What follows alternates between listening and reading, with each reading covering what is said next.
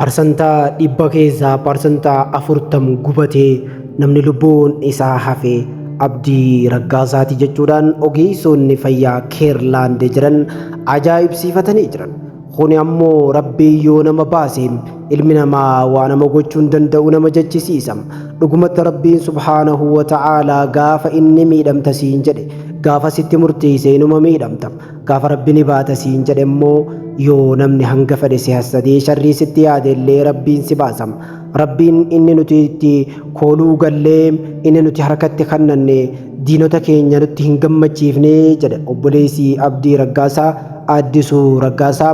Alhamdulillah lubbuun gaafa Rabbiin baase malee hin baatu jechuudhaan jabaa koo abdii koo baga Rabbiin si baasee si fayyisee garraamii kiyyaa jechuudhaan barreessan fuula feesbuuka isaanii irratti.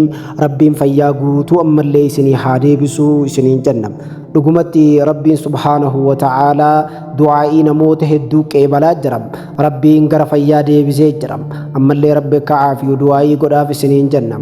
Rabbiin subhaanahu wa ta'aalaa gabricha isaa kan isatti amanee harka itti kennatee diin isaa tajaajiluudhaaf khidmaa diiniif olii gadi fiigaatiin ture. Rabbiin akka duraaniitti akka deebisu nutillee insha'Allah kajeellaa Rabbiirraa qabna. Ammas du'aa'ii keessan barbaachisa. Du'aa'iidhaan jabaadhaa isiniin jenna. Obboleessa keenya Abdii Raggaasaa Rabbiin atitti amantee harkatti kennatte islaamummaan amantii dhugaa tahuu erga mirkaneeffattee hubatte guyyaa takka kan hin taa'in khidmaa diiniif deemaa turte si haa caafiyu siin jennam. Aafiyaa bareedduu aafiyaa guutuu Rabbi si haa deebisu siin jennam. Hospitaala seente malee guyyaa takka ammas hospitaalaa baatee khidmaa diinitti akka deebitu abdii Rabbiirraa qabnam. Insha'Allah ni fayyita. هياد لا تحزن يا عبدي إن الله معك. لا تحزن يا عبدي إن الله معك.